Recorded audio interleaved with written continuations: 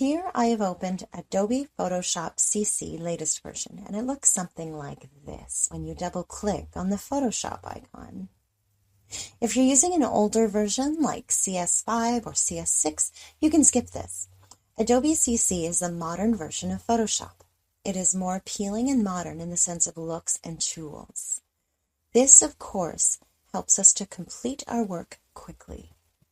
Okay, let's overview the Photoshop window that opens after double-clicking on the Photoshop icon. Okay, you can see we have a different project list open than I have worked with in past projects. If you're using Photoshop CC for the first time, then a project will not appear. We have here the List View icon. We can view our project in lists, or we can view in thumbnail format.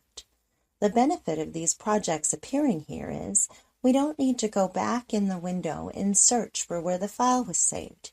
You only need to double click on any file you want to work on and save it where you want. We can also sort files by name, size, and kind here. And just type the file name here in the Filter tab to open it. Okay, next we have CC Creative Cloud files we can open, and we also have the option of Adobe Lightroom. If we have Adobe Lightroom files, we can open them from here. Okay, next we have Create New Document option and Open option. Create New Document means we can open a new document. That is the tab where we can start a new project. We'll talk about that later. First, we'll talk about the Open option. Open option is used to open a Photoshop file or any image or any Photoshop file supported directly from your window. For example, if you click on it, we can now open these pictures by selecting any of them, by clicking the Open tab. And also, we can open any specific file from that list option. And that is very, very cool. Okay, let's cancel it. And now, let's click on Create New Document.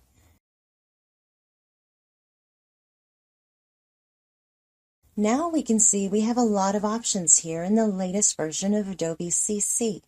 And that is a big advantage of this version. We can create documents according to our needs and requirements. For example, if you want to work the project for web, print, mobile, film, video, and photos, we can choose from here easily. Okay, let's do an overview of this window. So now we have a recent option here.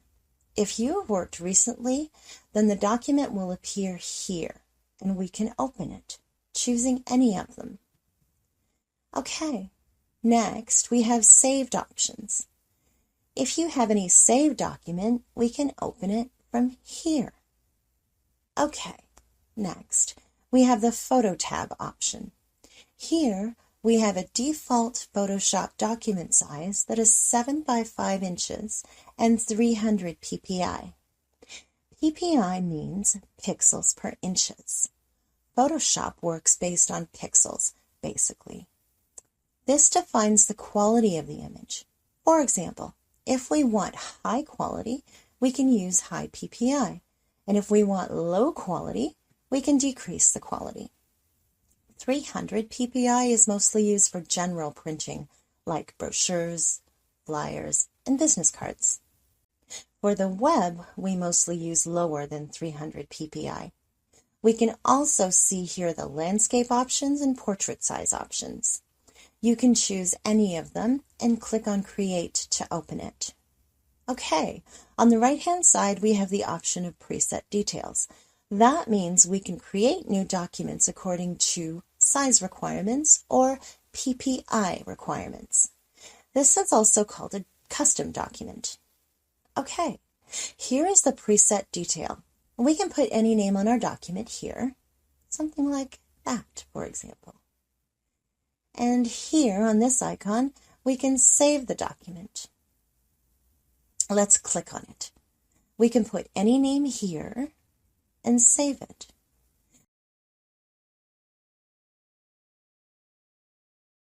we can see on our document it is now saved in the Save tab, and we can open this document at any time.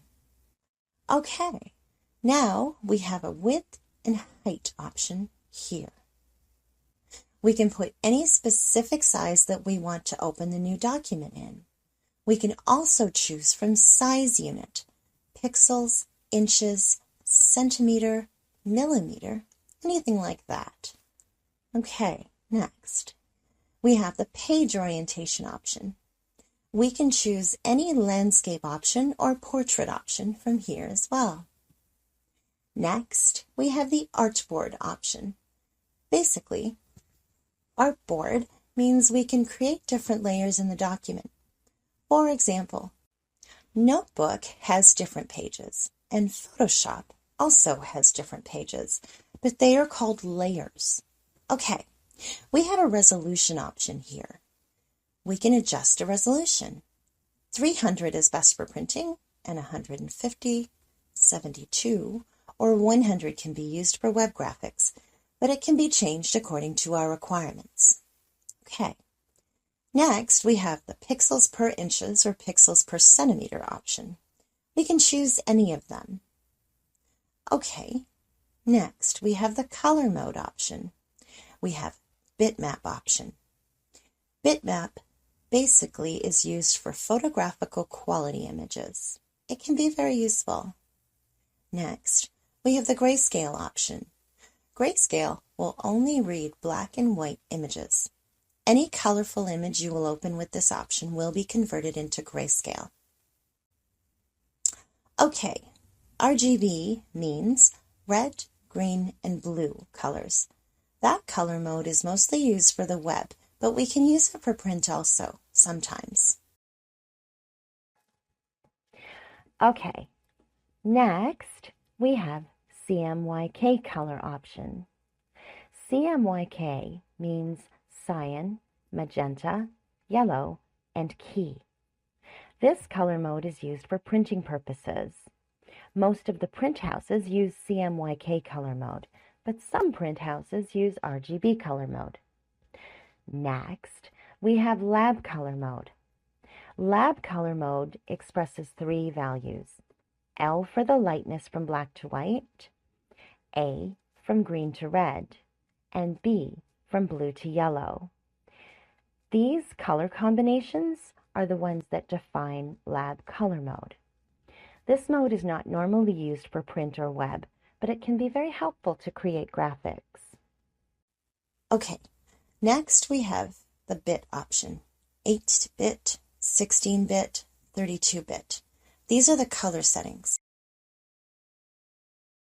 8-bit is mostly used, but for very high and large-scale graphics like films and movies, 16 and 32 is used. Okay, next we have the document background option.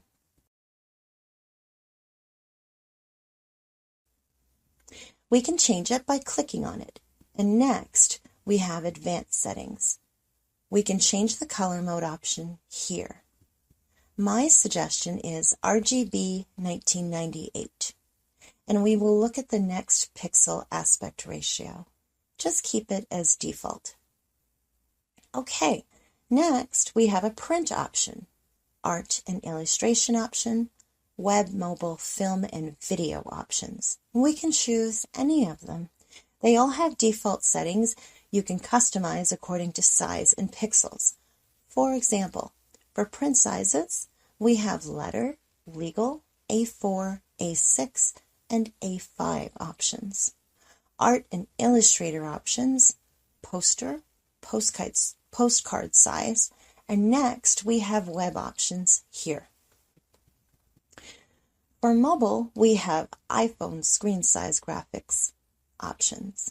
And next we have film and video options. These are all options that are very, very cool. This is the big advantage of Adobe Photoshop CC latest version. Okay, now you can choose any document, click on Create, and you're ready to start working on your Photoshop document now. Okay, in the next exercise, we will learn step-by-step techniques that will help you start Photoshop for the first time with no experience. These techniques will help you learn what tools are needed to know first, and then you can become a master in Photoshop very easily. Just follow me and give me your attention and listen to our exercise lectures. Thank you, and see you in the next exercise.